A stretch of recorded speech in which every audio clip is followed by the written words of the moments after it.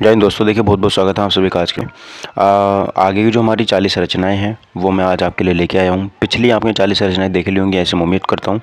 और ये 40 रचनाएं ऐसी हैं जो मैं करा रहा हूँ, आपके एग्ज़ाम में इन्हीं में से क्वेश्चन देखने को मिलेगा। अगर ना मिले तो भाई देख लेना, चैनल को आगे अनसब्सक्राइब मार देना, ठीक है। तो बस 10 मिनट मुझे आपके चाहिए और 40 रचनाएँ मैं आपको फटाफट रिविज़न यहाँ पर करा देता हूँ, ठीक है। चलिए अब यहाँ पे हम बात करते हैं सबसे पहले क्वेश्चन की। सबसे पहला हमारा क्या कह रहा है, सबसे पहला देखेंगे यहाँ पे हम तो हिंदी साहित्य के इतिहास के किस काल को वीरगाथा काल के नाम से सॉरी वेट मुझे ना क्वेश्चन आगे के लेने, ये मैंने कर लिए थे, है ना। यहाँ से लेने क्वेश्चन हमें, ये है 28 दिसंबर आ जाए ना। हाँ देखो, बात करें कबीरदास की भाषा कौन सी थी, कबीरदास की भाषा यहाँ पे कौन सी थी, तो इसका सही उत्तर यहाँ पे कबीरदास की जो भाषा थी वो सदुक्कड़ी हो जाती है। अच्छा, कुछ यहाँ पे और भी एक्स्ट्रा इंपोर्टेंस आपको मैं हर क्वेश्चन में दूंगा। जैसे आचार्य रामचंद्र शुक्ल ने कबीर की भाषा को सदुक्कड़ी, श्याम सुंदर दास ने पंचमेल खिचड़ी और हजारी प्रसाद द्विवेदी ने भाषा का डिक्टेटर इनको कहा है। तो याद रखना, सबसे पहले कबीरदास की भाषा कौन सी है, तो सदुक्कड़ी है ना। और आचार्य रामचंद्र शुक्ल ने क्या बोला है, सदुक्कड़ी बोला इनकी भाषा को। श्याम सुंदर दास ने इनको खिचड़ी बोला है। किसने, श्याम सुंदर दास ने इनको खिचड़ी, इनकी भाषा को पंचमेल खिचड़ी बोला है। और हजारी प्रसाद द्विवेदी ने इनको बोला है डिक्टेटर, भाषा का डिक्टेटर, ठीक है। नेक्स्ट, वीणा पत्रिका की भाषा कौन सी है, तो वीणा पत्रिका की भाषा हमारी ब्रज भाषा हो जाती है। ध्यान रखें, वीणा पत्रिका की भाषा ब्रज भाषा हो जाती है। अच्छा, यह गोस्वामी तुलसीदास की प्रसिद्ध भक्ति काव्य रचना है, ठीक है। तुलसीदास की रचना पे हो जाती है। अष्टछाप के कवि कौन कौन थे, तो अष्टछाप में हमारे सूरदास आते हैं, कुंभन दास आते हैं, परमानंद दास आते हैं, कृष्णदास आते हैं, और यहाँ पे हमारे गोविंद स्वामी आते हैं, नंददास आते हैं, छीत स्वामी आते हैं, चतुर्भुज दास आते हैं, ध्यान रखना। अच्छा, ये सभी वल्लभाचार्य के शिष्य थे, है ना। तो जो मैंने अष्टछाप आपको कभी बताए हैं ये वल्लभाचार्य के शिष्य थे। क्वेश्चन नंबर 4 देखेंगे, जायसी द्वारा रचित पद्मावत क्या है, तो वो एक महाकाव्य यहाँ पे हो जाता है। और अच्छा, यह है अवधी भाषा में लिखा गया है, प्रेमाख्यान काव्य है, ठीक है, जिसमें प्रेम की व्याख्या की गई है। दशरथ सुत तिहु लोक बखाना, पंक्ति किसकी है, दशरथ सुत तिहु लोक बखाना, ये किस की यहाँ पे पंक्ति हो जाती है, तो कबीरदास की यहाँ पे पंक्ति हो जाती है। यह निर्गुण भक्ति काव्य का उदाहरण है, निर्गुण भक्ति काव्य का उदाहरण है ये, ध्यान रखेंगे। गोस्वामी तुलसीदास का निधन कहाँ पे हुआ था, तो 80 घाट वाराणसी में हुआ था। कबीर ने समाज सुधार में क्या उपदेश दिए, समाज सुधार में, तो उन्होंने मूर्ति पूजा का विरोध किया कि भाई हम मूर्ति पूजा तो बिल्कुल भी नहीं करनी है। दूसरा, जाति प्रथा का उन्होंने खंडन किया है कि जाति प्रथा आप यहाँ पे मत अपनाओ, ठीक है। हिंदू मुस्लिम पाखंड का विरोध किया है कि हिंदू मुस्लिम जो आप करते हो ये सबसे बड़ा पाखंड यहाँ पे हो जाता है। शाहजहां ने किस कवि को महाकवि राय की उपाधि दी थी, शाहजहां ने किस कवि को महाकवि राय की उपाधि दी थी, तो वो थे सुंदरदास। कौन थे, सुंदरदास थे, ठीक है।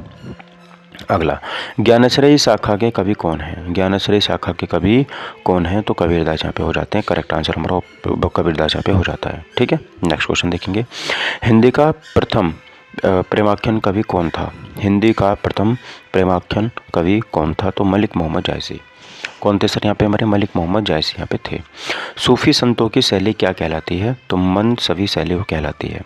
सूफी संतों की शैली क्या कहलाती है, मसनवी शैली यहाँ पे कहलाती है, मसनवी शैली। तुलसीदास के प्रमुख रचनाएं लिखिए, प्रमुख रचनाएं, रामचरितमानस, गीतावली, वीणा पत्रिका, दोहावली, कृष्ण गीतावली, ये तुलसीदास की प्रमुख रचनाएं यहाँ पे हो जाती हैं, ठीक है।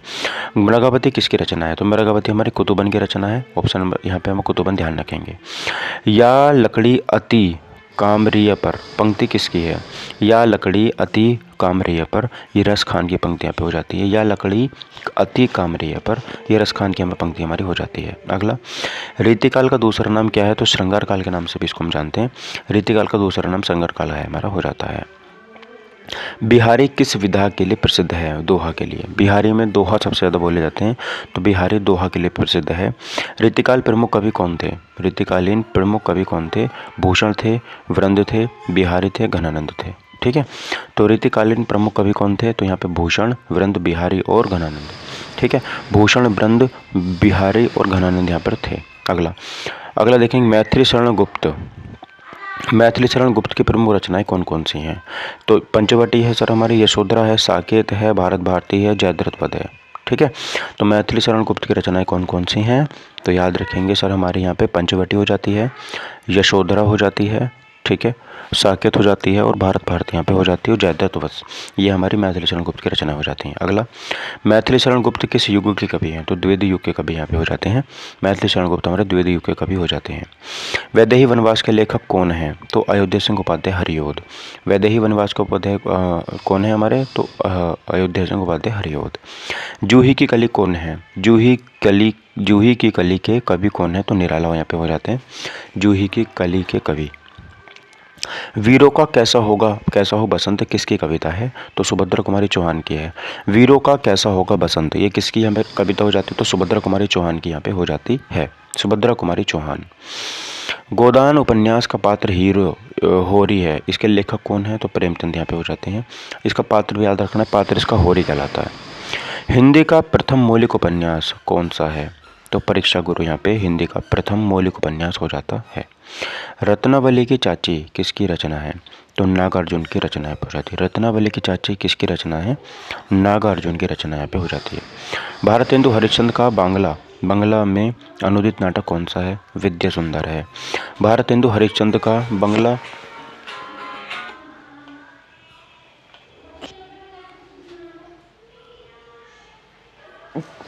ठीक है, भारतेंदु हरिश्चंद्र का जो बंगला से अनुदित नाटक है वो कौन सा? विद्या सुंदर यहाँ पे हो जाता है। अगला, आधुनिक हिंदी साहित्य का जनक कौन है? तो भारतेंदु हरिश्चंद्र यहाँ पे हो जाते हैं।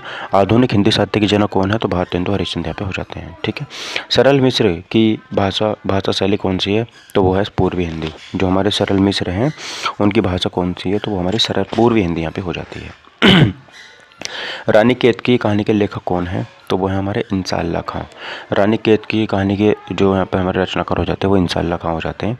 फोर्ट विलियम कॉलेज में हिंदी अध्यापक कौन थे? तो सदल मिश्र थे। कौन थे? सदल मिश्र जो है वो फोर्ट विलियम कॉलेज में हिंदी के अध्यापक थे। नासिकेतोपाख्यान के लेखक कौन है? तो वो सदल मिश्र यहाँ पे हो जाते हैं। नासिकेतोपाख्यान के लेखक कौन है? सदल मिश्र यहाँ पे हो जाते हैं। अगला, सुख सागर किसकी रचना है? तो सदा सुखलाल की। सुख सागर किसकी रचना है? तो सदा सुखलाल की यहाँ पे रचना हो जाती है। भाषा योग विशिष्ट के लेखक राम प्रसाद निरंजन। भाषा योग विशिष्ट के जो रचनाकार है वो कौन है? हमारे राम प्रसाद निरंजन यहाँ पे हो जाते हैं। खड़ी बोली की पहली रचना नासिकेतोपाख्यान। खड़ी बोली की पहली रचना कौन सी है? तो नासिकेतोपाख्यान यहाँ पे हो जाती है। खड़ी बोली की पहली रचना नासिकेतोपाख्यान। खड़ी बोली का प्रथम प्रयोग किसने किया था? तो यहाँ पे सदल मिश्र ने किया था। खड़ी बोली का प्रथम जो यहाँ पे उपयोग था वो किसने किया था? सदल मिश्र ने किया था। राजा हरिश्चंद्र नाटक के लेखक कौन है? राजा हरिश्चंद्र नाटक के लेखक कौन है? तो भारतेंदु हरिश्चंद्र जो है वो राजा हरिश्चंद्र नाटक के लेखक यहाँ पे हो जाते हैं।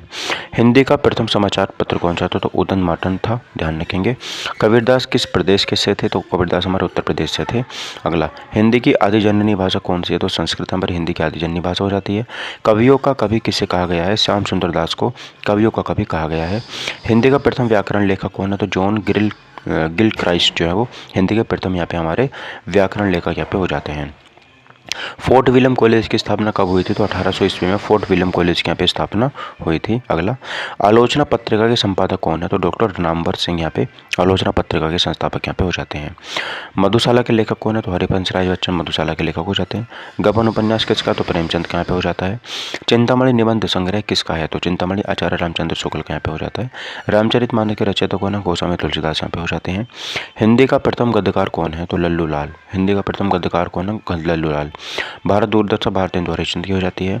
अगला देखेंगे, कामायनी के रचयिता जयशंकर प्रसाद यहाँ पे हो जाते हैं। ठीक है, तो यहाँ पे हमारे 50 क्वेश्चन आज हो जाते हैं, तो ध्यान रखना ये 50 क्वेश्चन आपके एग्जाम के लिए बहुत बेहतरीन होने वाले हैं।